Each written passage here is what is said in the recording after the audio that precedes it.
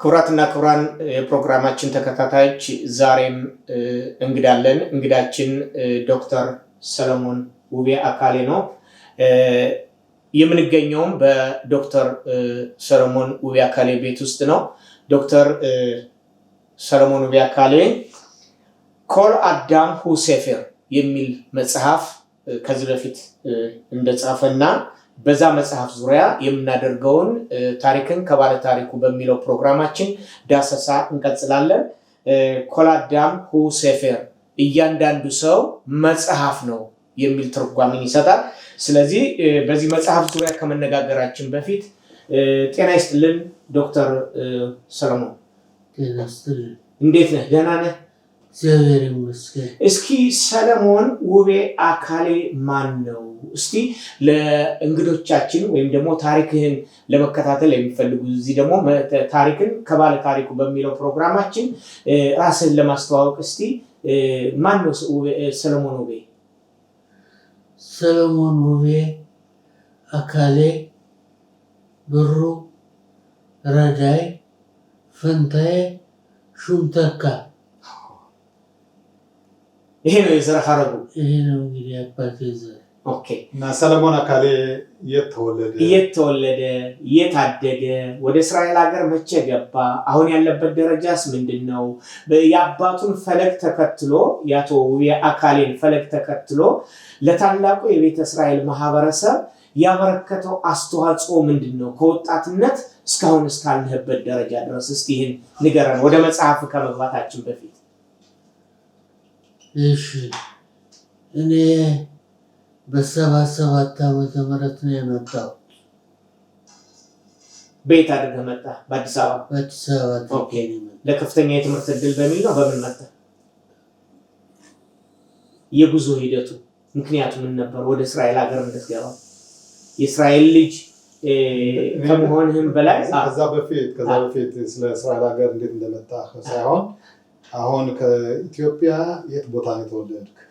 ተወልደህ ያደግክበት የተማርክበት ትምህርት ቤት? እነዚህ መጀመሪያ እስኪ ብታስተዋውቀን። እሺ፣ እኔ የተወለድኩት ወይንዬ የምትባል የቤተ እስራኤል ቦታ ናት። እቺ ወይንዬ የኛ እሚታ አባ አካሌ ብሩ የመሰረታት ቦታ ናት። ከዚያ የእሱ ቤተሰብ ልጆቹ ማለት ነው አብረው ይኖሩ ነበር። እኔ የተወለድኩትም እዚያች ሰፈር ነው። በስንት ዓመተ ምህረት ተወለድክ? በ1955 እንደ አውሮፓ አቆጣጠር? እንደ አውሮፓ አቆጣጠር። ከዛ ሴት ተማርክ? አንደኛ ክፍል የጀመርኩት ጻድቁ ዮሐንስ አንደኛ ትምህርት ቤት ነው፣ አንደኛ ደረጃ። ከዚያ ሁለተኛ ደረጃ ቀዳማዊ ኃይለ ሥላሴ ሁለተኛ ደረጃ ትምህርት ቤት የሚባል ነበር። በኋላ ፋሲለደስ። እስከ ስንት ክፍል ተማርክ እዛ? ከዚያ እስከ 6ኛ ክፍል ጻድቁ ዮሐንስ። ከዛ በኋላ ቀዳማዊ ኃይለ ሥላሴ ማርያማያ ትምህርት ቤት እስከ ስንት ተማርክ? እስከ 12። ኦኬ። 12ኛ ክፍል ጨርሰህ ነው ወደዚህ ሀገር የገባኸው? ኦኬ። ከዛ በፊት 10ኛ ክፍል እያለሁ ዘመቻ ጣቢያ ነበር። እድገት በህብረት የመጀመሪያው እድገት በህብረት ለ2 ዓመት አምባ ጊዮርጊስ ነበር የኔ ምድብ ጣቢያ። ከዚያ ተመልሼ ቀዳማዊ ኃይለ ሥላሴ 12ኛን ጨርሼ እያለሁ ምን መጣ ሀሳብ ያው እስራኤል ሀገር ሁሉም እንደሚመኘው እኔም ወደዚህ ሀገር ለመምጣት ወደ እስራኤል ሀገር ሙከራዎችን አደረኩ። አዲስ አበባ ሄድኩ። 77 መጨረሻ ላይ ውጭ ጉዳይ ሚኒስትር ፓስፖርት ጠየቁ። አይቻልም አሉኝ። በእውነትም በዛ ጊዜ ዘግተውት ነበር። ከዚያ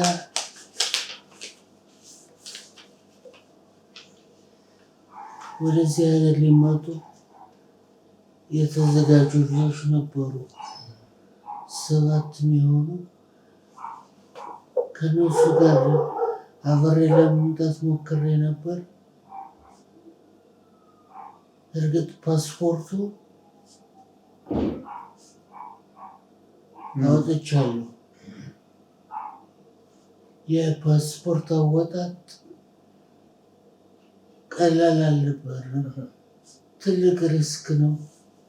ምክንያቱም ሁሉ ነገር የጠነከረ ነበር። ሄጄ ፓስፖርት ክፍል ስጠይቅ ፓስፖርት ተዘግቷል። በአዋጅ ሲነገር ና አሉኝ።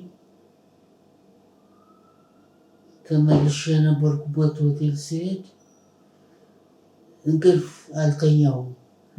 ምክንያቱም ጎንደር ተነስቼ መጥቼ እንደገና በማይ ወደ እድገት በህብረት እሄዳለሁ፣ ግዴታ አለብኝ። ፓስፖርት ሳላወጣ እንዴት እመለሳለሁ ብዬ የሆነ እንግዲህ ደፍሬ ልግባ ብዬ ውጭ ጉዳይ ሚኒስቴር ሄድኩ። ፓስፖርት ክፍል ጠየቅኩ። አይቻልም፣ ሲፈቀድ ና አሉኝ።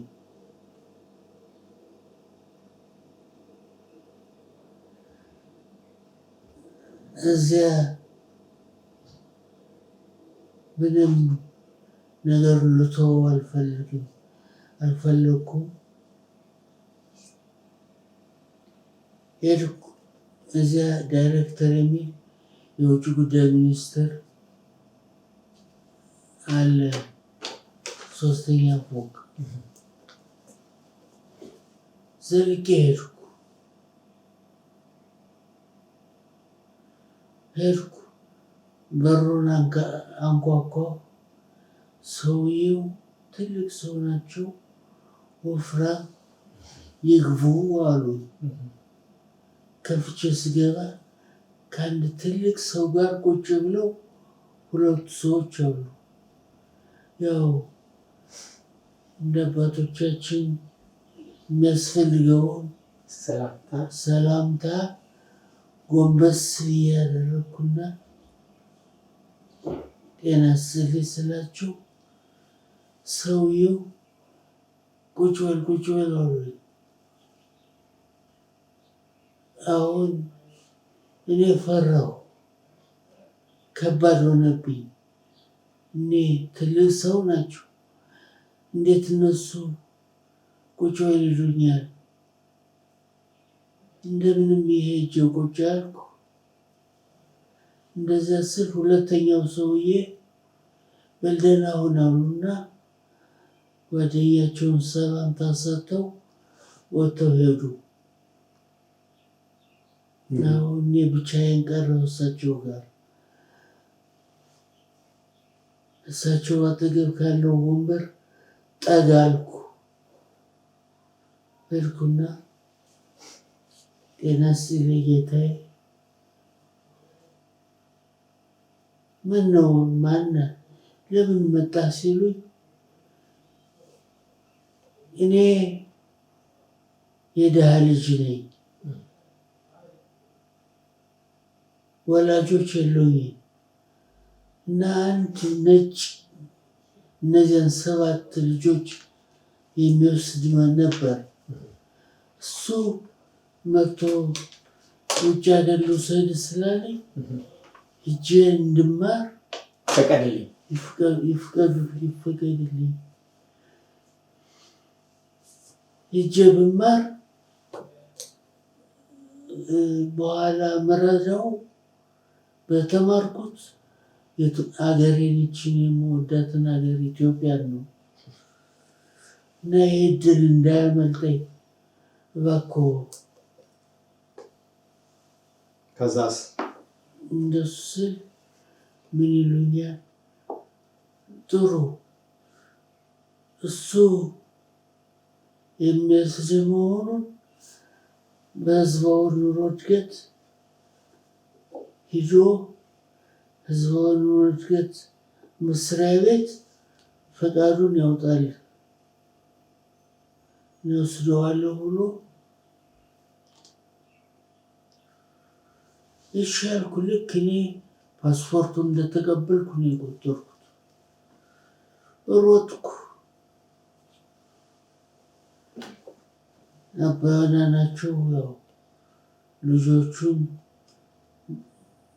የሚያዘጋጁ የነበሩ። ሮጥኩና አባባ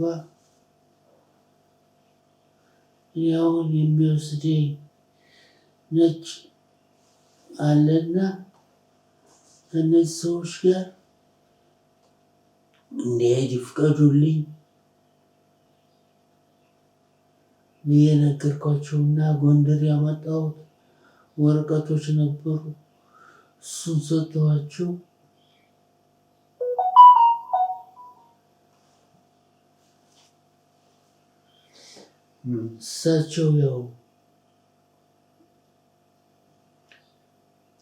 እሳቸው በእሳቸው እና ያው ጉዞ ከ7 ልጆች ጋር ወደ እስራኤል ሀገር መጣ አይደለም?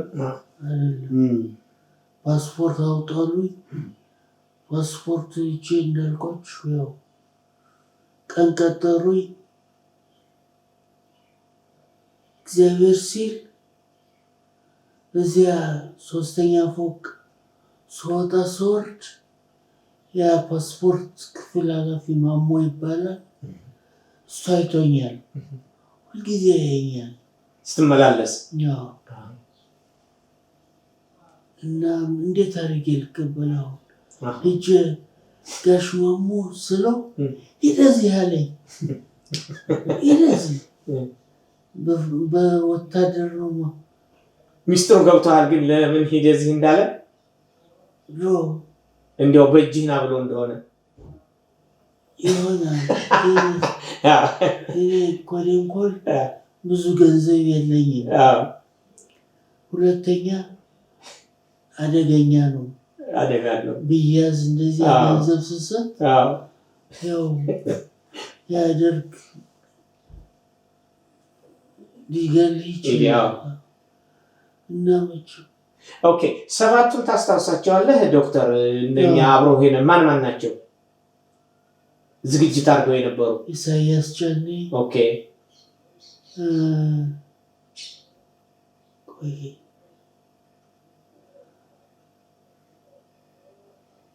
የረሃሚም ወንድም፣ ኦኬ፣ የረሃም አላዛር፣ ኦኬ፣ ትልቅ ወንድሙ ጥላሁን አላዛር፣ ኦኬ፣ ሌሎችም ነበሩ። ኦኬ። አሁን እንግዲህ ክቡራትና ክቡራን ተመልካቾቻችን የዶክተር ሰለሞን ውቤ አባት ማለትም አቶ ውቤ አካሌ በታላቁ ቤተ እስራኤል ማህበረሰብ ውስጥ በመምህርነት በአማካሪነት በተለያዩ ሁኔታዎች ይሄን ማህበረሰብ ሲረዱ የኖሩ ታላቅ አባታችን ነበሩ እና አቶ ውቤ አካሌ ዘእንበሩ አበዊነ አባቶቻችን ያቆዩን በሚል ርዕስ የመጀመሪያውን መጽሐፋቸውን ያሳተሙ እሳቸውም ልክ እንደ ልጃቸው ማለትም እንደ ዶክተር ሰለሞን ውቤ ደራሲ እንደነበሩና በተለይም በኢትዮጵያ ውስጥ የተለያዩ ትምህርት ቤቶችን ከመሰረቱና የትምህርትን ዘመናዊ ትምህርት አቅጣጫን ካመላከቱን ታላላቅ አባቶቻችን መካከል አንዱ አቶ ኡቤ አካሌ ነበሩ። አቶ ኡቤ አካሌ በ1961 ዓ.ም በኢትዮጵያ በነበረው የፓርላማ ምርጫ ላይ ማረሻዬ ልዩ ምልክቴ ብለው ከተወዳደሩት ታላላቅ ሰዎች መካከል አንዱ ናቸው። አቶ ኡቤ አካሌ በርካታ ስራዎችን የሰሩ ለማህበረሰባችን ዛሬ ማህበረሰባችን ይህ ትውልድ ላለበት ደረጃ ካበቁ ታላላቅ አባቶቻችን መካከል አንዱ እንደሆኑ ልናስገነዝባችሁ እንወዳለን። ወደ ውይይታችን እንቀጥላለን። ኦኬ ዶክተር በ1977 ዓ.ም ወደ እስራኤል ሀገር ገባህ። የት አረፍክ?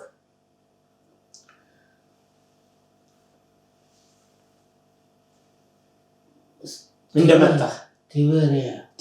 ኦኬ ቲቤሪያ ስንት ጊዜ ቆየ? 2 ወር። ኦኬ ከ2 ወር በኋላ የት ሄድክ? ቴልአቪቭ ዩኒቨርሲቲ። ኦኬ ቴልአቪቭ ዩኒቨርሲቲ ምን አጠናህ?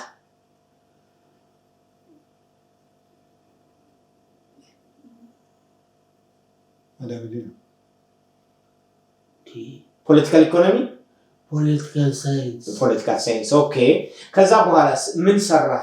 በዚህ ባለው እንግዲህ አንተ የታላቁ አባታችን የአቶ ኡቤ አካሌ ልጅ ነህ። አቶ ኡቤ አካሌ ደግሞ የማህበረሰብን በማደራጀት በማንቃት ፍጹም የታወቁ ታላቅ አባታችን ነበሩ እና ስለዚህ የአባትህን መርህ በመከተል በዚህ ተወልደህ ባደግክበት ማህበረሰብ ውስጥ ምን ስራዎችን አከናወንክ?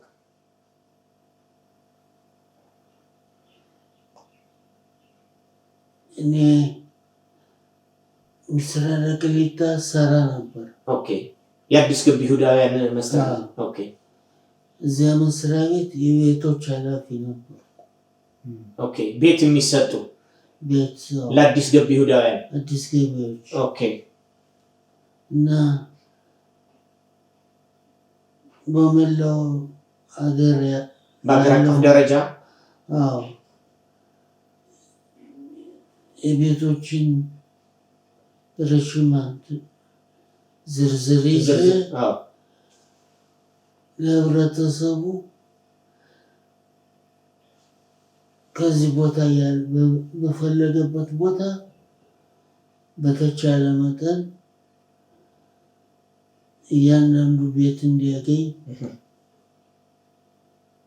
ሞክሬያለሁ። ቀላል አልነበረም።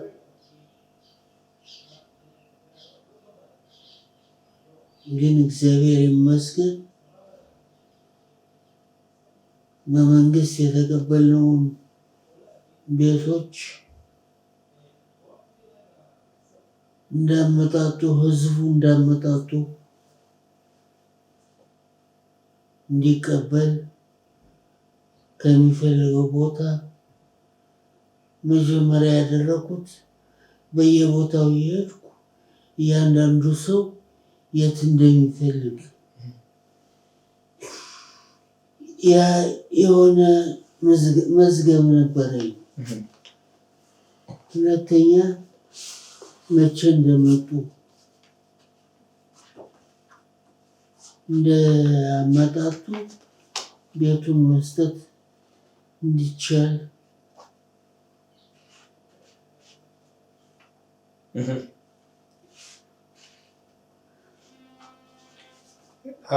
እዚህ ላይ ዶክተር ሽሎሞ የሰራቸው ብዙ ነገሮች ስራዎች አሉ። ምናልባት አሁን ባለው ሁኔታ እሱ የሰራቸውን በይበልጥ እንትን ለማድረግ አንደኛ ምስራቅ ቅሊጣ ማለት አዲስ ገቢዎች መስሪያ ቤት የሰራው፣ ከዛ እንደገና ደግሞ በበጎ አድራጎት በተለያዩ ድርጅቶች በመግባት የተሰራቸው ብዙ ስራዎች አሉ። እነዚህ ስራዎች ለእኛ ህብረተሰብ ከፍተኛ እድገት የሚያሳዩ በተለይ ደግሞ ቅርሳችን የሚለው ባህላችን በመለከተ እሱን በመምራት የኢትዮጵያ የይሁዲዎች ባህልና ቅርስ የሚቀመጥበት ታሪኩ እንዲሰበሰብ የሚደረግበት ትውልዱ የሚታወቅበት እና እነዚህን በተመለከተ ብዙ ስራዎች የተሰሩበት በሱ አማካይነት በሱ መሪነት በባህላችን መስሪያ ቤት አማካይነት ብዙ ነገሮች ተሰርተዋል። ከዛም በተጨማሪ ቅድም አሁን አንተ እንዳልከው በተለይ ስለ አባ ኡቤ አካሌ ብዙ ሲነገር አንሰማም። ግን አባውቤ የሰሯቸው ትልልቅ ስራዎች ለህብረተሰባችን የጠቀሙ ለህብረተሰባችን ከፍተኛ ደረጃ ያደረሱ ስራዎች የተሰሩባቸው እና እንዲሁ መጽሐፍ በመጽሐፍ ብቻ ማለት በመጀመሪያ አንደኛው መጽሐፍ ከዛ እንደገና ሁለተኛው መጽሐፍ አባት ያበጀው ለልጅ በጀው የሚለው መጽሐፍ የጻፉት እንደገና ሲያልፍ ዋዛ ይባላል። እንዲያውም ከዚህ መጽሐፍ ላይ ሳነብ አንድ ነገር ያየሁት ምንድነው ጅብ ፈርቼ ከዛፍ በወጣ ነብር ቆየኝ። ትልቅ አባባል ምሳሌው አባባል ማለት ከዛ ኢትዮጵያ ሲኖር በነበረበት ጊዜ እና እዛ የሰራውን ስራ እንዳለ ሆኖ ወደ እስራኤል ሀገር ሲመጣ ከዚህ ሀገር ደግሞ እንደመጣ በጥሩ ሁኔታ አለመቀበላቸው ያንን ለማስታወስ እና ያንን ለመግለጽ በማለት በዚህ አጭር በአንድ ቃላት ከጅብ ፈርቼ ዛፍ በወጣ ከዛፉ ላይ ምን ቆያቸው ነበር። አቶ ውቤ አካሌ በተለይም በመጽሐፋቸው ስለ ፓርላማ ውድድር ያን ጊዜ እንግዲህ በኢትዮጵያ ቤተ እስራኤል ማለት የተናቀ የተገፋ ማህበረሰብ በነበረበት ጊዜ ለመንግስት አማካሪ ሆናለሁ ወገኔን በማማከር ወገን ያለበትን ችግር ከተለያዩ ችግሮች አላቃለሁ በሚል ለፓርላማ ውድድር የቀረቡትን አንድ ጊዜ ማንበብ ፈልጋለሁ። ታስታውሳለህ? ኦኬ። ለፓርላማ ውድድር በጎንደር አውራጃ በ1957 ዓ.ም በነበረው የፓርላማ ውድድር አቶ ብርሃኑ አካሌ ወንድማቸው ማለት ነው ቤተ እስራኤልን በመወከል ተወዳደሩ። ከቤተ እስራኤል የመጀመሪያው ተወዳዳሪ ነበሩ። እድሉ ገጥሟቸው ሳይመረጡ ቢቀሩም በሩን ከፈቱ። እንደ ኢትዮጵያ አቆጣጠር በ1961 ዓ.ም በነበረው የፓርላማ ውድድር ደግሞ እኔ ውቤ አካሌ በውድድሩ ተካፋይ ሆንኩ። እኔም ሆንኩ አቶ ብርሃኔ አካሌ ለዚህ ውድድር ስንገባ እጅግ ከባድ አስቸጋሪ ነገር ገጥሞን ነበር። የኛው ምቾት ለራሳችን ክብር ሳይሆን ለወገን ሁሉ ክብር እንዲሆን ነበር የሞከርነው። ይህ የተቀደሰ ዓላማና ሙከራችን በእርግጥም ቤተ እስራኤል ወገናችንን አኩርቷል። ወገንን በምርጫው የተቻለውን ድጋፍና ታላቅ ተጋድሎም አድርጓል። ሳንመረጥ ብንቀርም መሳተፋችን የኛና የወገናችን ክብር ከፍ አድርጎታል። በተለይም የማረሻ አርማዬ ልዩ አርማቸው የነበረ ማረሻ ነው። ማረሻ ስንል ደግሞ የታላቁ ቤተ እስራኤል የእደ ጥበብ ውጤት ነው። እደ ጥበባቸውን ከማስተዋወቃቸውን ባለፈ ይህን ማረሻ እንደ ምልክት አድርገው ይዘው ቀርበ ነው አርማዬ ይዤ ስሰለፍ አስደናቂ ነበር። በዚህ ውድድር ጊዜ በወገራ አቶ ሙላው ማሞ የመዶሻ አርማቸውን ይዘው ሲሰለፉ ግሩምና ድንቅ ነገር ነበር። ውቤ አካሌ የኢትዮጵያ ብርሃን ጠቢቡ ፈራሻ ከመሰረት ይዞ የጥበብ መነሻ ማረሻ ከውቤ ከሙላው መዶሻ እስከዚህም ድረስ ወገን ማስከበር አርቆ ለሚያስብ ቀላል አልነበረ።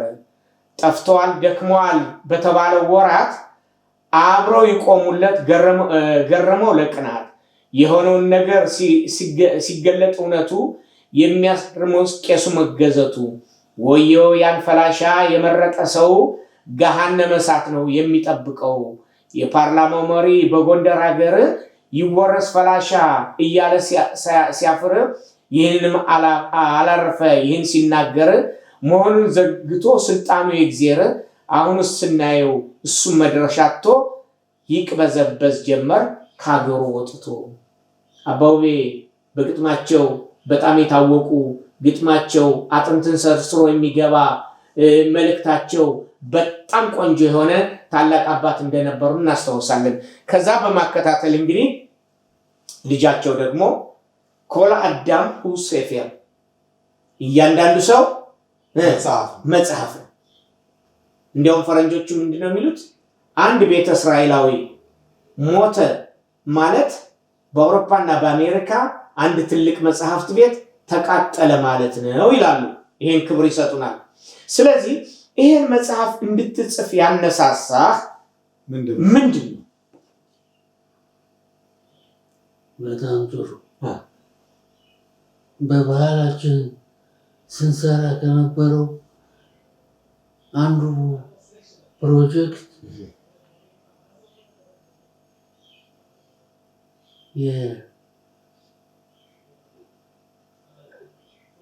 የቲውድ ነው።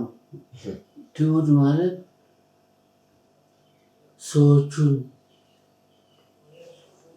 ታሪክ እየጠየቅ በቪዲዮ ማስቀመጥ።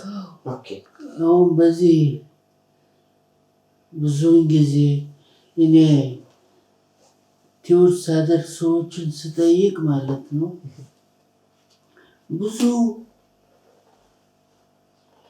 ብዙ ታሪኮችን ሰምቻለሁ ከአባትህ ከሰዎቹ 150 ሰው የሆኑ ቃለመጠይቅ ሆነዋል። አሁን የእነሱ ቃለመጠይቅ እንግዲህ እያንዳንዱን ሰው ብንጠይቅ እሱ ታሪኩ መጽሐፍ ነው። ያ ሁሉ ተቀርጾ መቀመጥ አለበት በሚለው አንፃር ይህ ኮል አዳም እያንዳንዱም ሰው ታሪኩ መጽሐፍ ነው የሚለው መጽሐፍ እንድጽፍ አስገደደኝ። ገባኝ። እዚህ ላይ አሁን ያ ወደ 150 ሰዎችንም ቃለመጠይቅ አድርገህ ዳታ ሰብስበህ ያስቀመጥከው ነገር አስታውሳለሁ። እንግዲህ ሁላችንም እናስታውሳለን። ባህላችን የሚል ድርጅት ነበረ። በዛ ባህላችን በሚለው ድርጅት ደግሞ የዘር ቆጠራን በተመለከተ በተለይም ከአንተ ጋር ይሰሩ የነበሩት ነፍሳቸውን ይማርና አቶ እንየው ታረቀኝ በጣም የታወቀው ዘር ቆጣሪ እሳቸውም አብረው ይሰሩ ነበረ። ያ የዘር ቆጠራ የመዘገባችሁት የት ደረሰ? አለ ተቀምጧል ጥሩ ቦታ። ማን ይረከበዋል ብለህ ታስባለህ? አሁን እንግዲህ የሚቀጥለው ትውልድ የሚሰራው ሰርቶ የበለጠ ባለው ቴክኖሎጂ ለዚህ ህዝብ ታሪክ እንዲሆን እንዲያስቀምጠው እንደሚሆን አምናለሁ። ከዚህ ላይ አምሳሉ ሰለሞን መቼም እውቀቱንም ትምህርቱንም ያደገውም በአባቱ ስለሆነ ከዚህ አንድ ነገር ላነብ እፈልጋለሁ። ከዛፍ ስር ወደ ተሻለ ትምህርት ቤት ማን ይሄን የጻፈው? ይሄን የጻፈው አባውቤ ናቸው። አቶ ኦኬ። ይህ የተቀደሰ ዓላማቸው ቀስ በቀስ እያደገ እየተስፋፋ በመሄድ በ27 ዓመታቸው በ1938 ዓ.ም የመጀመሪያውን የግል ትምህርት ቤት በተሻለ ሁኔታ አቋቁመው 45 ተማሪዎችን መዝግበው ማስተማር ቀጠሉ። በዚህ ትምህርት ቤት ከተማሩት መካከል ጥቂቶቹ በ1948 ዓ.ም እና በ1949 ዓ.ም እንደ ኢትዮጵያ አቆጣጠር ማለት ነው ወደ እስራኤል መጥተው በክፋር ባቲያ አዳር ትምህርት ቤት ተምረው ተመለሱ። ይህ በእስራኤልና በኢትዮጵያ ቤተ እስራኤሎች መካከል መሰረት የጣለ የአቶ ውቤ አካሌ አንዱ የስራ ውጤት ነበር ይላል። ስለዚህ አባ ውቤ በተለይ አሁን ምንም እንኳን ሰለሞንን ዶክተር ሰለሞን በጥያቄ መልክ አቀረብናቸው እንጂ ስለ አባ ውቤ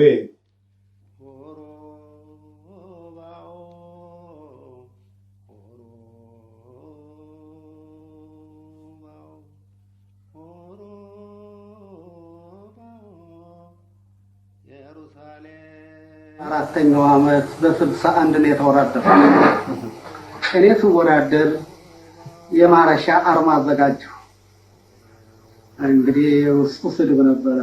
የማረሻ አርማ ነው ያስተዳደርኩ። የምትተዳደረው በዚህ ነው ማለት ነው። እንግዲህ ኢትዮጵያን የምናስተዳድራት ማረሻ ከርቶስን ሰርቶ እንግዲህ ልጅቱ በዚህ ቆይ እና ይሄን እንግዲህ ሰውነታችን ለማስታወቅ አገርን ኢትዮጵያን የገነባናት ያስተዳደርናት እኛ መሆናችን ለመግለጽ ማረሻ ሰሪዎቹ በድሮ ዘመን ሙያማኖች ግንበኞች በነበሩ ጊዜ ግንቡን ሰርተው ማረሻ ከርፈሱን ልብሱን ሼቱ ሸህላውን ይህም ሁሉ እየሰራ የሚያስተዳድረው በዘመኑ ይሰደብ ነበር፣ ይናቅ ነበር። አንተ ቀጥቃይ አንተ በጣሽ ልጅ አንተ ጭቃጭ መራቂ ልጅ እጅግ ያሰድብ ነበር፣ ያዋርድ ነበር።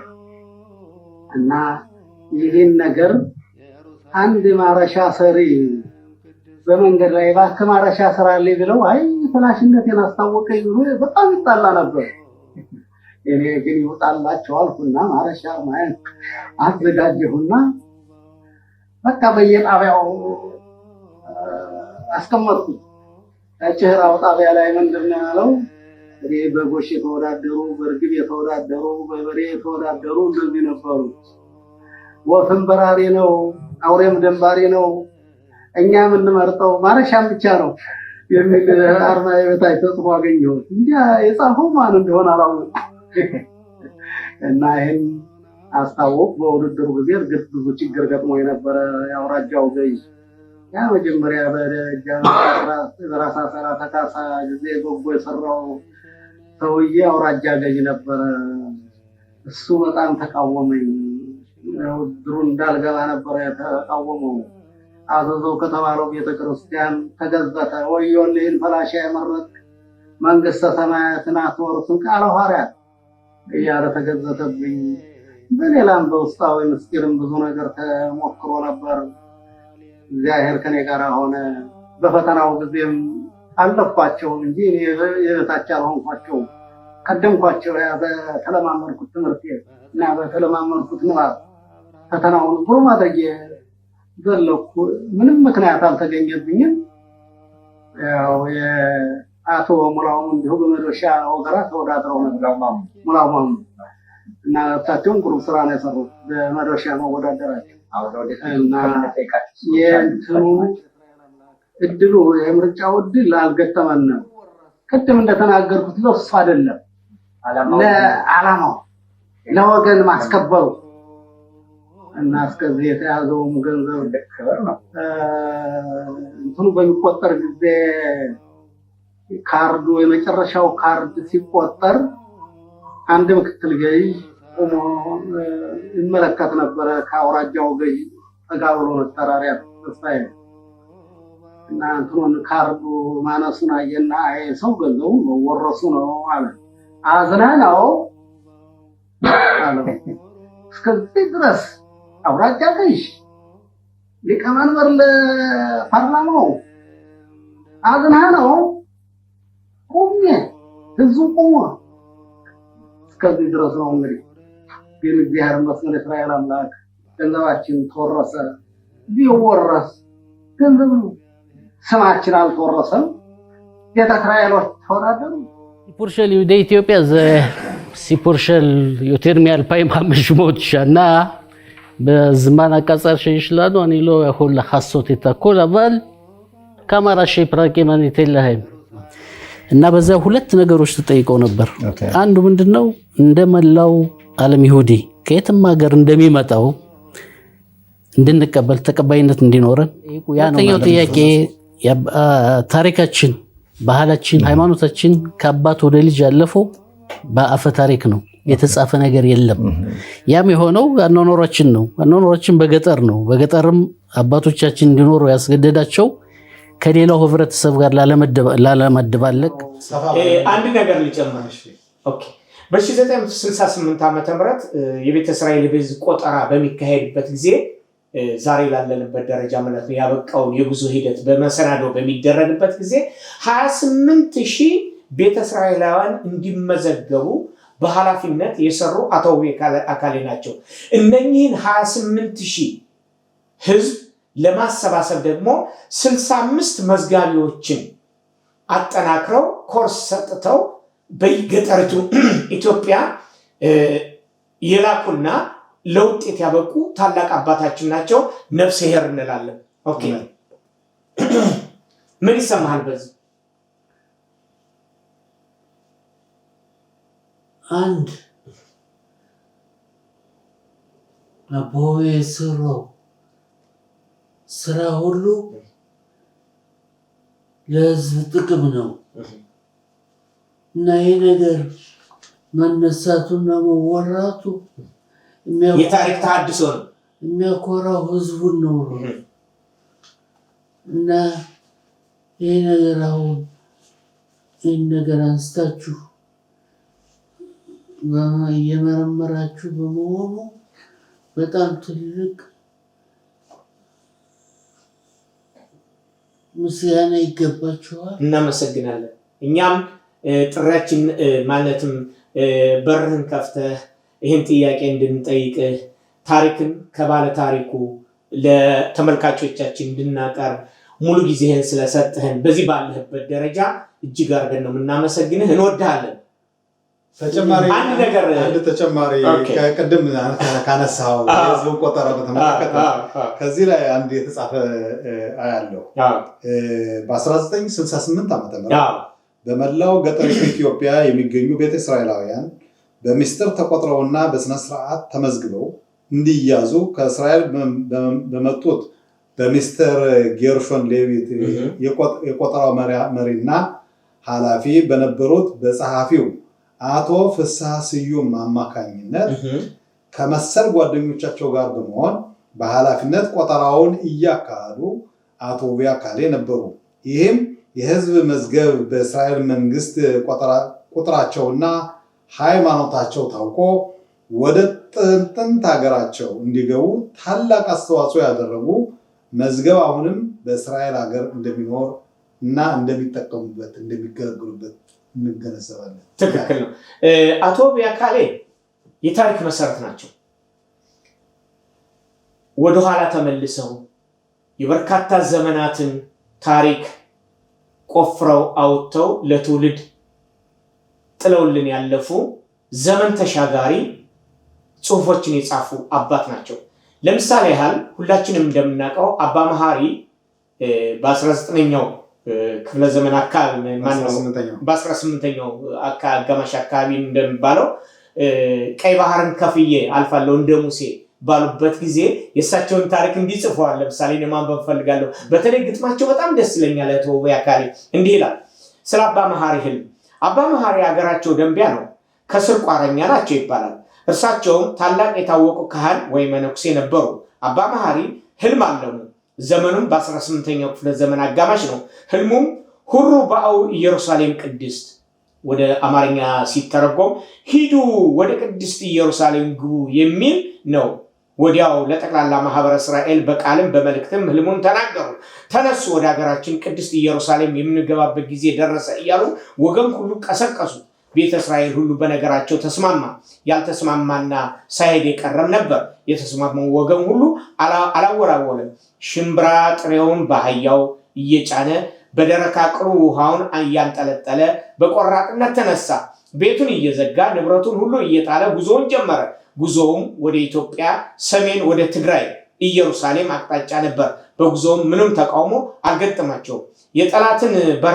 የጠለምትን በረሃ አቀበት፣ ቁልቁለት፣ የሊማሊሞን ገደል ሁሉ አልፈው ተከዜን ተሻግረው ትግሬን ሁሉ ሐማሴንን እስከ ኤርትራ ባህር ደረሱ። ባህሩ አገዳቸው። አባ መሐሪ በታላቁ እምነታቸው ባህሩን እንደ ሙሴ ነቢይ ጠበቅ ባህር ወአልፎ ወአቀመ ማየ ከመዝ አሉና በበትራቸው ውሃውን መቱት። ባህሩን ከፍሎ አሳለፋቸው፣ ውሃውም እንደ መደብ ቆመላቸው የሚል ነው። ይህ እንግዲህ መዝሙረ ዳዊት ምዕራፍ 7 ቁጥር 13 ያለውን ነው መሰረት አድርገው በግዕዙ ያቀረቡት። አባ መሐሪ ታላቅ እምነት ቢኖራቸውም ባህሩን እንደ ሙሴ ቢመቱት ባህሩ አልተንቀሳቀሰም። ሙከራቸው ግን ያስገርማል። ህልሙም ሐሰት አይደለም፣ የተስፋውን መገለጥ የነገራቸው። እርሳቸውና ማህበረ እስራኤል ግን ችግሩን፣ መከራው፣ የአገር ናፍቆቱን አስገድዳቸውና ህልሙም ቃሉ ዕለቱን የደረሰ መስሏቸው ወደ ሀገራቸው ገሰገሱ። ይህ ከአምላክ የተላከና ነውና ምልክቱ ለትውልድ እንደሆነ እነርሱ ታላቅ መከራ፣ ሞትን፣ በሽታን ሲቀበሉ ላልተጓዘ መዘበቻ ሆኖ ቢታይም ለትውልድ ታላቅ የታሪክ በር ከፈተ። አሁን የእነ አባ መሐሪ የእግር ጉዞ በዓለም ታሪክም ገብቶ ይደነቃል። እንዲህ ሲሉ ግጥም ገጠሙ አባ ውቤ እነ አባ መሐሪ ድሮ ያለሙት ሁሩ ባኡ አላቸው ሀገረ ቅድስት። ሁሩ ባኡ ብሎ እንደነገራቸው ወዲያው ገሰገሱ አገሯ ናፍቃቸው። ዘንጋቸውን ይዘው ህዝቡን ሲመሩት ሁሩ ባኡ እያሉ ሀገረ ቅድስት እንደገሰገሱ ባይደርሱም ካገሩ ሲወራ ደስ ይላል ታሪክ ምስክሩ ሁሩባው ብሎ ተስፋ ሲነግራቸው ወዲያው ገሰገሱ ዕለቱን መስሏቸው የአባ መሐሪ ህልም እንዴት ተከሰተ በዓለም ላይ ይሁዲ ተስፋ ተከፈተ ሊቁ አባ መሐሪ የደንቢያው መምህር መንገድ ክፈት አለው ታላቁን ባህር እንደ ሙሴ መታው ባህር ኤርትራን ባህሩን መታው መላኩን አምኖ አልከፈታለ ጊዜው ገና ሆኖ አያ ያነ ዘመን የጨለማ ቀን በሐሳቡ ተቆራምቶ ቀንና ሌሊቱን እጅግ ያሳዝናል ነገሩ ሲሰማ ቀንም አልነበረ ሁልጊዜ ጨለማ በሽምብራ ጥሬ በቅል ትንሽ ውሃ እንደምን ዘለቁት ያን ሁሉ በረሃ በመውጣት በመውረድ ተግቶ በመሟገት ዘሩን አላጠፋም ያቆም መሰረት ይላል ማነው ያለው አቶ ውቤ አካሌ እንግዲህ አባታችን አቶ ውቤ አካሌ ብዙ ታሪኮችን ሰርተው ትልቅ መሰረቶችን ጥለውልን ያለፉ ዛሬ ላይ ደግሞ ወደ 3 መጽሐፍ ነው ስንት ነው ጥለውልን ታሪካዊ ትውፊትን ለትውልዱ ጥለውልን ያሄዱ አባታችን ናቸው አንተም እንግዲህ ዶክተር ቅድም እንዳየነው ያን መጽሐፍ ስትጽፍ ታሪካዊ ትውፊትን ለማስተላለፍ ያቀድከው እቅድ ነው ይሄን መጽሐፍ መቼ ነው የጻፍከው ወደ ህዝብስ ደርሷል ወይ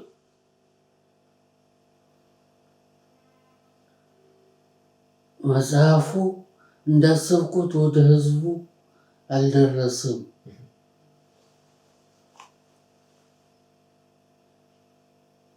የጻፍኩት በ2000 ዓመተ ምህረት ነው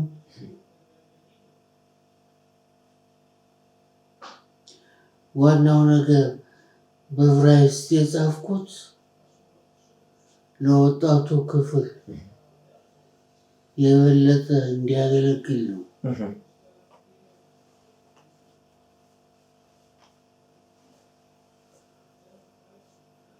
እርግጥ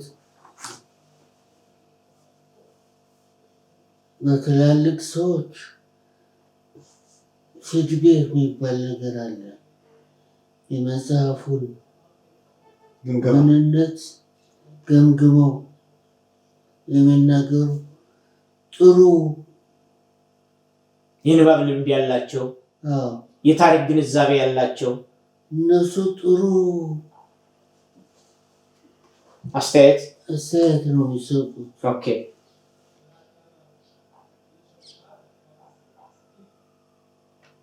ይሄ መጽሐፍ አሁን የት ይገኛል ለወጣቱ ማድረስ በመፈልግ ወጣቱም እንዲያየውና ታሪካዊ ትውፊትነቱን ተረድቶ እያንዳንዱ ታሪኬ ነው የኔ የአያት ቅድመ አያቶቼ የአባቶቼ ታሪክ ነው ብሎ እንዲያገኘውና እንዲያነብ የት ይገኛል ይሄ መጽሐፉ ከኔ ነው ያለው ኦኬ እና ስርጭት አላሰራጨህም አላሰራጨሁም የተወሰኑ ሰዎች ወስደውታል ግን ይህን ማለት ሙሉ ለሙሉ ተዳርሷል ማለት አይደለም ኦኬ ዶክተር በምንድነው ዶክተሬትህን ያገኘው ዶክተሬቴ በታሪክና በፊሎሶፊ ነው ፍልስፍና የትኛውን ታሪክ ነው ያጠናኸው እኛ በዩኒቨርሲቲ ያጠናነው ብዙ የአሜሪካ ታሪክ ነው ኦኬ ሁለተኛ the history of Europe the history of United States ኦኬ ከዚያ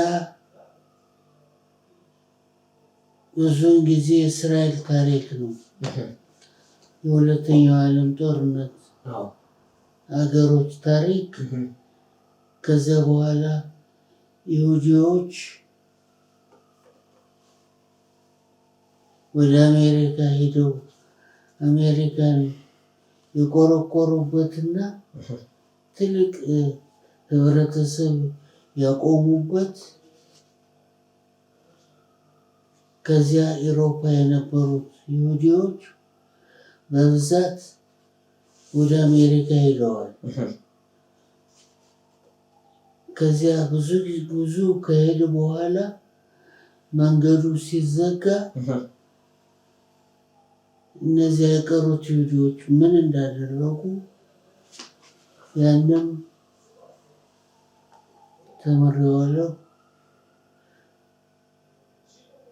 ከዚያ የአሜሪካ ይሁዲዎች ወይም የዓለም ይሁዲዎች ለዓለም ይሁዲዎች ምን እንደሰሩ ምን እንዳደረጉ ያን የተጻፈውን በሙሉ እሱንም ለማጠቃለል ሞክሬያለሁ።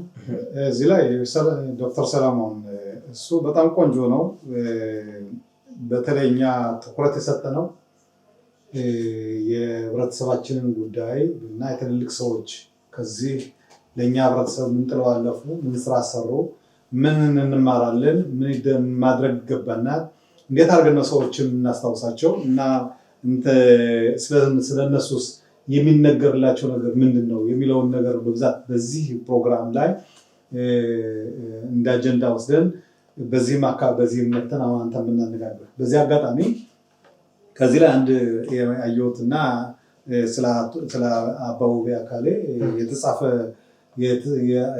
የሰሩትን በአጭር ያስቀመጡት ጉዳይ አለ። ይህም ደግሞ በተለይ 2500 ዓመት ኢትዮጵያ ውስጥ በተቀመጥንባቸው ጊዜያቶች ብዙ የተለያዩ ችግሮች ደርሰውብን ነበር። ከነዚህም ውስጥ አሁን በቅርብ ጊዜ ማለትም ከ300 400 እንዲሁም ከዛም በኋላ ከተለያዩ ሀገር የሚየመጡ ይሁዲዎችም ወደ ክርስትናው ዓለም ለመቀየር የሚደረግ ጥረት ነበር እና አንዴ ከዚህ ላይ ምን ይላል? የሚስዮኖች የሃይማኖት ወረራ ለመቋቋም የተደረገ ትግል የሚል እንትና ያለው በ18ኛው ክፍለ ዘመን አጋማሽ ጀምሮ ከተለያዩ ሀገሮች በተለያዩ ስም የሚጠራ ሚስዮኖች ወደ ኢትዮጵያ መግባት ጀመሩ። በተለይም በ19ኛው ክፍለ ዘመን አጋማሽ በቤተ እስራኤሎች ላይ ኢላማቸውን በማነጣጠር በተለያዩ ጥቅምና ልጆቻቸውን እናስተምራለን፣ መንግስት ሰማያትን ትወርሳላችሁ በሚል ፕሮፓጋንዳ እስራኤል የሚለውን ስም ከኢትዮጵያ ለማጥፋት ተጠናክረው ወጥመዳቸውን በመዘርጋት አነስተኛ ቁጥር ያላቸው ችግረኞችንና ከህብረተሰቡም የታወቁ ሰዎችን ከቤተ ካህናትም ጭምር መንፈስ ደካማና እምነት የጎደላቸውን ወደ ክርስትና ለመለወጥ ችለው ነበር። ቀስ በቀስ ሚስዮኖች በእነዚህ ቁጥር የወገን ቁጥሮችን በመጠቀም ኦሪት ተሽሮ በወንጌል እምነት ተተክተዋል በማለት በመስበካቸው እና አልበቃ ብሎ ሚስዮኖች ተጠሪ መሪዎቻችንን ጥሩና ክርክር አሳምኖን ወይም እናሳምናችሁ በማለት በድፍረት ለወገራ ቄሶች መልእክት ላኩ። በ1942 ዓ.ም የወገራ ህዝብ መሪ የሆኑት ቀሳውስት በተቀጠረው ቀን የጎንደር ዙሪያ የቤተ ካህናት ሊቃውንቶችን እንዲገኙ በአስቸኳይ መልእክት ላኩ። ወዲያውም ቄስ ብርሃን ባሮክ፣ አለቃ ጌጤ አስረስ፣ አቶ ውቤ አካሌ፣ አለቃ አየለ ሸቴ፣ አቶ አብርሃም ታድላ፣ አቶ ተገኘ ታምኖ፣ አቶ መኮንን ቦጋለ በመሆን 8 አባላት ያለው ቡድን እንዲሄድ ተወሰነ። ከመካከላቸውም በዋና ተከራካሪነት አቶ ውቤ አካሌና አለቃ አየለ ሸቴ ተመርጠው ቡድኑ ከተቀመጠው ከመደብጌ ከተባለ ቦታ ደርሶ ክርክር በተጀመረ በአጭር ጊዜ ውስጥ የሚስዮን ኃላፊ ባመጣው በራሱ የወንጌል መጽሐፍ ተረትቶና ያመጣውን መጽሐፍ ሁሉ በሳት ተቃጥሎበት እግር አውጭኝ ሩጦ ሄደ። እንደዚህ ነበር አቶ ውቤና የሃይማኖት አገልጋዮች ያደረጉት ለኢትዮጵያ ይሁዶች ከፍተኛ አጋርነት ይላል። እዚህ ላይ እንግዲህ እዚህ ላይ እንደምንመለከተው ከሆነ አባ ውቤ ወይም አቶ ውቤ አካሌ ለሃይማኖታችን ለእምነታችን ከፍተኛ አስተዋጽኦ ካበረከቱ ተጠብቆ ባህላችን ዛሬ ላለበት ደረጃ እንዲደርስ አስፈላጊውን መስዋዕትነት ከከፈሉ ጽዮናዊ አባቶቻችን መካከል አንዱ ናቸው። ጽዮንን እንዴት እንደሚወዷት ኢየሩሳሌምን በአንድ ወቅት እንዲህ ጽፈው ነበር። ስለ ቅድስት ኢየሩሳሌም ግጥሞች እንዴት ነሽ አገሬ እንዴት ነሽ ከተለያየን የሚቆጠር በሺ እንዴት ነሽ የጽዮን ተራራ አንቺም ደስ ይበልሽ እኛም ባንቺ እንኩራ ለረጅም ዘመናት ራቁት ነበርሽ ልጆችሽ መጡልሽ ኃይልሽን ልበሺ ቤተነሺ ቤተነሺ ላንቺም ሌላ የለሽ እኛም ልጆችሽ አንቺ ኢየሩሳሌም የጽዮን ተራራ እንደምን ሰማሽን ከሩቅ ስንጣራ ሰላም ላንቺ ይሁን ክብርና ደስታ ውዲቱ ሀገራችን የመላው አለኝታ እንደ ሰማይ ኮከብ ሩቅ መሰልሽነ ምንኛ ታደልነ አንቺን ያገኘነ ባይን በልባችን ተቀርጾ ፍቅርሽ በረሃውን ጥሰን መጣን ልጆችሽ ፍሬሽ ተንጀርግጎ በየተራራው ጊዜው ደረሰና የተነገረው ታጥቀን እንገባለን ውዱ ሀገራችን ሰላም ይክፍባቱ ይራቅ ጠላታችን ጥሮ ግኖ ቀንና ሌሊት እጅግ ደስ ያሰኛል አገርን ማልማት በቃችን አይደለም ካገሯ መግባቱ የሚያስመሰግን ነው ሰርቶ ማሳየቱ ሲመዝን ሊነግድ ሁሉም ሲሞክር ካገር የበለጠ አይገኝም ክብር ይህችው አገርህ የተመኘሃት በአባቶች ጸሎት የደረስክባት የአባቶች ጸሎት አልቀረም በከንቱ ይሄው ላንተ ሆነ አገር ነፃነቱ ሲጓጉ ነበረ ወሬ ለመስማት እንዴት ናት እያሉ አገረ ቅድስት በጣም የሚያስገርም ግጥም እንደነገርኩ እንግዲህ አቶ ውቤ አካሌ ግጥማቸው ግልጽ ከዚህ ለምሳሌ አገር ውስጥ መግባታችን ብቻ ሳይሆን በስራ በጥበብ ራሳችን መለወጥ የሚገባን ነገር በትምህርት በእውቀት መበልጸግ የሚችልበት መንገድ ነው እንግዲህ የሚናገሩት። ከዚህ ለምሳሌ አንተ ቀረልኝ ከምትለው ከአባትህ የታሪክ ተመራማሪነት የታሪክ አዋቂነት የማህበረሰብ አንቂነትና አደራጅነት አኳያ ዶክተር ሰሎሞን ውቤ ምን ቀረልኝ ምን ተቀበልኩ ትላለህ ከአባታችን? እንግዲህ ከአባቴ ከአባው የተቀበልኩት ብዙ ነገር ነው።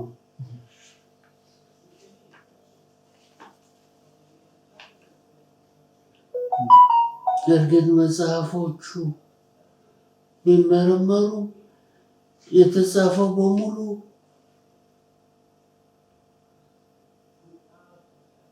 ትልቅ መልእክት አለው።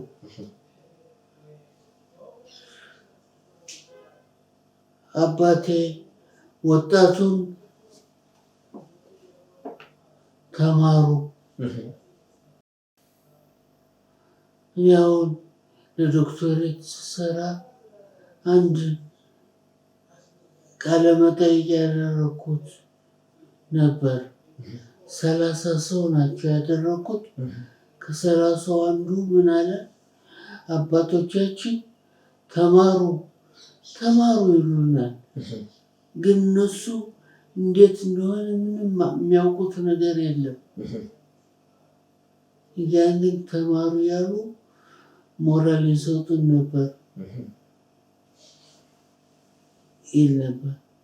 አባዬ እርግጥ ጎንደር ብዙ ሰው አልነበረም። ከዛ በነበርንበት ጊዜ የሚያገኛቸውን ተማሪዎች ብቻ ለሻይ የተቻለውን ከፍራንክ ይሰጣል። ከዚያም ተማሩ ነው የሚለው። ተማሩ አይዟችሁ።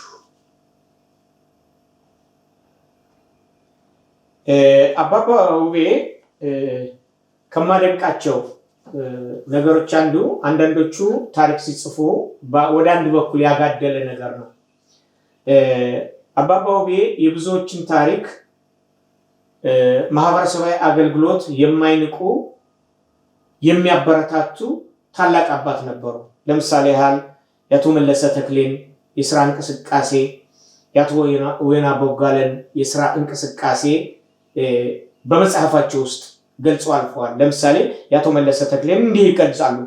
አቶ መለሰ ተክሌ በትምህርት የገሰገሱ በተፈጥሮ ዕውቀት የበሰሉ ጠቢብ ሰው ነበሩ። ስራቸው በኢትዮጵያ መንግስት በጎንደር ከተማ ፐርሰኔል ሿሚ ሻሪ ነበሩ። በኋላ ብላታ ፀሐይ ደስታ የጎንደር ከተማ ከንቲባ ሳሉ አቶ መለሰ ተክሌ ዳይሬክተር ነበሩ። የጎንደር ከተማ ጥሩ ማዕዘን እንዲኖራት ከነበረው ውበቷ በላይ ብዙ ሲጣጣሩ በነበረው ወራት አቶ መለሰ ለትምህርት ወደ አሜሪካ ተላኩ። ከዛም ኢትዮጵያን የሚያኮራ የትምህርት ብልጫ በመውሰድ ላይ እንዳሉ ጠላት በፎቆርሮ በግፍ በቅናት በ1949 ዓ.ም የተገደሉ ናቸው ይሉና ምን ይላሉ? መቁረጭቱ መሌ ነው የሚሏቸው ሲያወድሷቸው። መቁረጭቱ መሌ ሩቅ ሄዳሉን ጋሻ ጃግሬ ሆኑ ጠላቶቹ ሁሉ እንዲያ እንዳማረበት እንደተወደደ ጊዜውም ቢያጥርበት ሰርቶ ነው የሄደ። እንደ ጠላት ሆነው በሱ ሲሰለፉ ዓላማቸውም አይናቸውን ሲያጠፉ አይኑም ለማስተዋል ክንዱንም ለስራ ነው። ምን ያለ ጭንቅላት ይሙት ያለ እንዲህ ያለ ጭንቅላት ይሙት ያለ ማን ነው? ደህና ነው ለመሾም ክንፉን ለመሻር መሌ መቁረጭቱ ይተጋ ነበር። ያክፉ ወሬ አዬ ያክፉ ቀን ወገኖቹ አረሩ እንደ በጋ ቅጠል። ማንኛውም ነገር አየንም ሰማንም ሁሉም ተጓዙ አሉ የቀረሰው የለም። ግስገሳ ጀመሩ በአስቸኳይ በተርታ ፍርድ አስገድዳቸው አልቀሩም በእንቢታ። ስለቀደማቸው በስራ መስመር እንቁረጠው አሉ እድሜውን ባጭር። ይህን የጻፉት ለታላቁ ምሁር ለመለሰ ተክሌ ነው። በዚህ አይገቱም አቶ ውያካሌ ለአቶ ዮና ቦጋለ እንዲህ አሉ። አቶ ዮና ቦጋለ ዶክተር ፋይቶሎቪች ያዕቆብ በውጭ ሀገር ወስደው ካስተማራቸው አንዱ ነበሩ። በውጭ ሀገር ብዙ ትምህርት አጠናቀው ወደ ኢትዮጵያ ከተመለሱ በኋላ በመንግስት ስራ ተመደው በከፍተኛ ክብር ላይ በነበሩት ወራት የኢትዮጵያ ቤተ እስራኤልን እግዚአብሔር ባሰበበት ወራት የእስራኤልን መንግስት በትምህርት በክሊኒክ በማንኛውም እገዛ ለመርዳት እቅዱን ባደራጀበት እንደ ኢትዮጵያ አቆጣጠር በ1946 ዓመተ ምህረት ለዚህ የተቀደሰ ተግባር ዕብራይስጥ ቋንቋና ትምህርት የሚያውቅ አስፈላጊ ሆነና አቶ ዮና ቦጋለ በመንግስት ስራ ላይ እጅግ ድሎት ቢኖራቸው ለዚህ ስራ ኃላፊነትና ወገናቸውን ለመርዳት ቆርጠው ተነሱ። የመንግስት ምቹ ስራቸውን ትተው ወደ ወገናቸው አመሩ። ከላይ ከተጠቀሰው ዘመን ጀምሮ ለተቋቋሙት ትምህርት ቤቶችና ክሊኒኮች ሁሉ በታላቅ ትጋት በመኪና የሄዱ የነበሩት በእግር አቀበት ቁልቁለት የፀሐይ ሐሩሩን በቅዝቃዜው ውርጩን በመቀበል ትምህርት ቤት እንዲስፋፋ አደረጉ። ትምህርት ለማንኛውም ነገር አስፈላጊ ስለሆነ ብዙ ወጣቶች በትምህርት በሰል ሲሉ ወደ ውጭ ሀገር ይላኩ ጀመር። እኒህ ወጣቶች ከውጭ ተምረው በመመለስ መምህር ሆኑና ትምህርት ቤቱ ተስፋፋ። በሺህ የሚቆጠሩ ተማሪዎች በዕብራይስጥና በአማርኛ ሰለጠኑ። ይህ ብቻ ሳይሆን በማንኛውም እገዛ ከሽማግሌዎች ጋር በመወያየት እቅዱ እየተሟላ እርዳታው ከእስራኤል ከጊዜ ወደ ጊዜ ሲለገስ ትምህርቱና ውይይቱ መልካም ፍሬ አፈራ። ተዘግቶ የነበረው ተከፈተና በመንገድ ከምቾት በቀር ህዝቡ ሲመኛት ወደ ነበረችው ቅድስት ሀገሩ ገብቶ በደስታ ይኖራል። ይህ በአጭር ቃል ነው። አቶ ዮናን ታሪክ አስፋፍቶ መጻፍ ይቻላል። ከዛ ይቀጥሉና ግጥማቸው የወገኑን ችግር አየና ከማዶ በእግሩ ገሰገሰ ከመኪና ወርዶ ወገኖች ጠቁረው ከስተው ከማየት እረዳቸዋለሁ ባለችኝ እውቀት። አንድ ብቻ ነበር ዕብራይስጥ ሲናገር ሁሉም ሰለጠነ በሚቆጠር አገር። ሰልጥኖ ተገኘ ከዳር እስከ ዳር ስራ ምስክር ነው ለሁሉም ነገር ይላሉ። እዚህ አሁን አንተ እንዳልከው አሁን እኔ የአባውቤን መጽሐፎች አንብቤያለሁ። ግጥሞችንም አሁን እንዳነበብከው በተቻለ መጠን አንብቤ ስመለከት የአባውቤ መጽሐፍቶች የግል መጽሐፍቶች ብቻ አይደሉም። ስለ ራሱ የጻፋቸው ብቻ ሳይሆኑ በህብረተሰባችን ታዋቂ ሰዎችን በህብረተሰባችን የተሰሩ ስራዎችን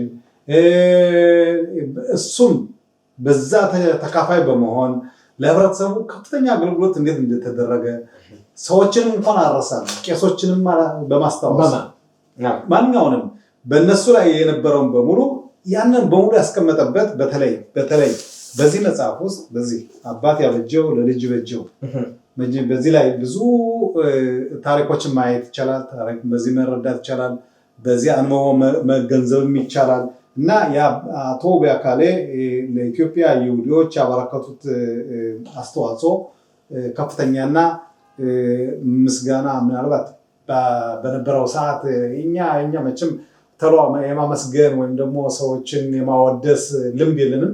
ግን ይሄ ነገር እየተስፋፋ በሚሄድበት ጊዜ ስራቸው፣ እውቀታቸው ያበረከቱት ማንኛውም ለህብረተሰቡ ያደረጉት ነገር እየቆየ እየጎላ እየሰፋ እንደሚሄድ አምናለሁ።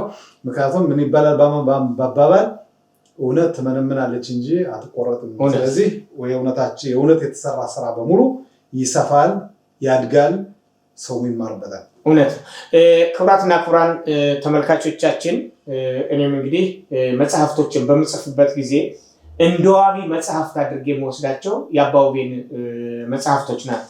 ለምሳሌ አባት ያበጀው አባት ያቆየው ለልጅ በጀው አቶ ውቢያካሌ በመጽሐፍቶች ላይ ሁሉ የአባ ውቤን ስም ሳልጠቅስ አላልፍም። ያ ማለት ምንድነው? እኛ አብዛኛው የምንጠቀመው ይሄ በአፈ ታሪክ የተነገሩትን ነገሮች ናቸው። እነኛ ደግሞ ከትውልድ ወደ ትውልድ እየተሸራተቱ ሲመጡ አንዳንዶቹ ደረጃቸው ይቀየራል፣ አንዳንዶቹ ለማጣፈጫ የሆነ ነገር ይቀርብላቸዋል። እንዲህ በጽሁፍ ሰፍሮ የተቀመጠ እንደ አቶ ውቢያካሌ አይነት ጸሐፍት ያሉን ጸሐፊዎች የአባቶቻችን የስራ ውጤት ወይም ደግሞ የጻፉትን ነገር እንደ ማስረጃ አድርገን መውሰድ አለብን። የቤተ እስራኤል ታሪክ ሲነሳ ዶክተር የውቢያካሌ ስም የሌለበት፣ የዮና ቦጋለ ስም የሌለበት፣ የመለሰ ተክሌ ስም የሌለበት መጽሐፍ ወይም የቤተ እስራኤል ታሪክ ጨው የሌለው ወጥ ማለት ነው። ኦኬ አሁን እንግዲህ ሰዓታችን እየተገባደደ ነው። ኦኬ እና ምናልባት የአባ ውቤንም ታሪክ የሰራቸውንም ስራዎች አንተም እንደዚሁ የጻፍከውን መጽሐፍ ለህብረተሰቡ ያገለግልከውን አገልግሎት በሰፊው አይተናል እና ከዚህ የምትጨምረው ካለ ሰዓታችን ከመዝጋታችን በፊት ለኛ ለወንድሞች የምትሰጠው መልእክት ምንድን ነው? አሁን ያለህበት ደረጃ እንዴት ነው? እንደምናየው ከሆነ በጣም ደስ ብሎናል ስላየንህ። እንዲህም ያልጠበቅኩም፣ ምክንያቱም እንዲህ አይነት አደጋ ደረሰበት ካሉኝ ጊዜ ጀምሮ በሐሳቤ ውስጥ ነበርና ዛሬ ስላየው ፍጹም ደስ ብሎኛል።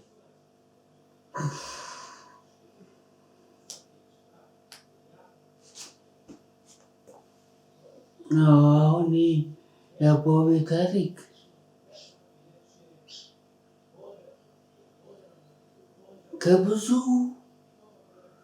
ከብዙ ትንሽ የቀረው ነው።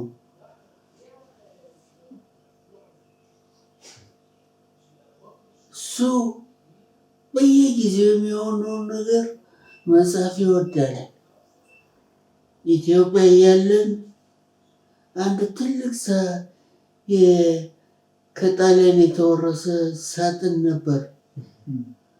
በዚያ ሳጥን ሙሉ ወረቀት ነው፣ የተቆራረጡ ወረቀት መልእክቶች፣ ጦማር እንደምንለው ኖ ቲዎድ የሚያደርገው ኦኬ።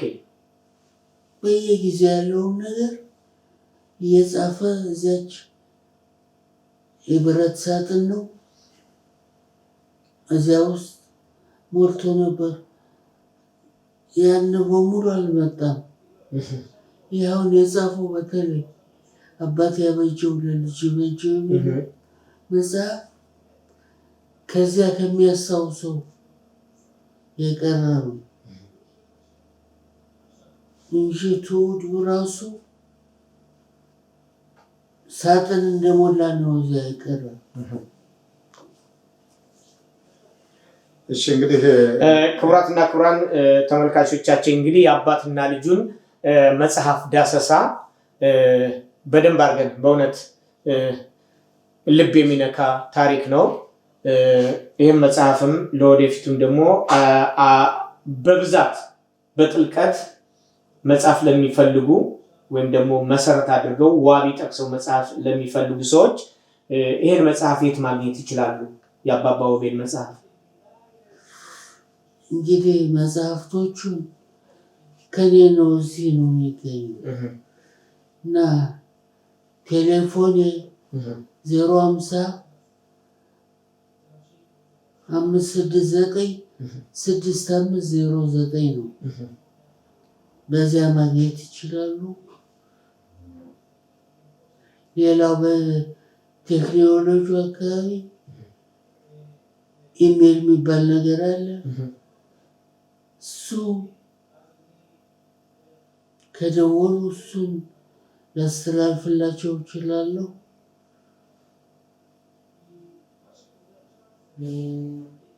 እና ቢቻል በየሀገሩ ቦት ሰዎቹ የሚፈልጉ ሰዎች ተባብረው በተወሰነ ቦታ መልእክቱን እንዳደርስ ቢፈልጉ ያንም ማድረግ ይችላለሁ። ለእኔም በጣም ይቀለኛል። አሁን ካለሁበት አንፃር አሁን ትንሽ የጤና ጉድለት አለ። እግሮቼ እንደ ልብ አይንቀሳቀሱ። በእግዚአብሔር እርዳታ የተሻለ ከሄደ እኔም በየሀገሩ መንቀሳቀስ እችላለሁ። እናምናለን። እግዚአብሔር የሚሳነው ነገር የለም። ይሄን ያደርጋል። እኔም በተስፋ ነው እና እኔ በየቦታው መጽሐፍቶቹ እንዲደርሱ ማደርገውን ሞክራለሁ። ሆኖም ግን እንዳልኩት በየቦታው ተደራጅተው የሚገኙ ሰዎች ካሉ በጣም ይቀላል ለኔ። እሺ እንግዲህ ሰለሞን ዶክተር ሰለሞን ስላደረክልን አቀባበል እንዲሁም ደግሞ ፈቃደኛ ሆነ በዚህ ለመሳተፍና ያለህን እውቀት ለሌላው እንዲያውቅ በማድረግህ በጣም እናመሰግናለን። ከዚህ እንግዲህ ክቡራትና ክቡራን የፕሮግራማችን ተከታታዮች ይህ ታሪክን ከባለ ታሪኩ የሚለው ፕሮግራማችን ነው። ፕሮግራማችን ይቀጥላል ለወደፊትም። ዶክተር ሰለሞን ውቤ በድጋሚ እጅግ አድርገን እናመሰግናለን። ለሚቀጥለው በአገር አቀፍ ደረጃ ወይም ደግሞ በተደራጀ ኃይል እንደዚህ በምናደርግበት ጊዜ ቁመህ ደግሞ እንደ ታላቅነት ወንድምነትህ ቁመህ በሁለት እግሮችህ እንደምትባርከና ሞራላችን እንደምታድስ ሙሉ ተስፋ አለን። ስለነበረን ጊዜ እጅግ አድርገን እናመሰግናለን። እንወድሃለን። እናመሰግናለን። ወንድማም ሳሎና ደሴ ሮኒ በዛሬው ቀን ትልቅ ደስታን የሰጣችሁኝ ይህን የመሰለ የተቀደሰ ስራ መሰራቱ እግዚአብሔር ይስጣችሁ፣ ቀጥሉበት። ይህ ነገር የሚጽፉ ታሪክን የሚያስታውሱት እንዲህ እየፈለጋችሁ ለህብረተሰቡ ማስተዋወቁና ታሪኩንም ማጠንከሩ በጣም ትልቅ ነገር ነው። ጠንክሩበት። እግዚአብሔር ኃይሉን ይስጣችሁ።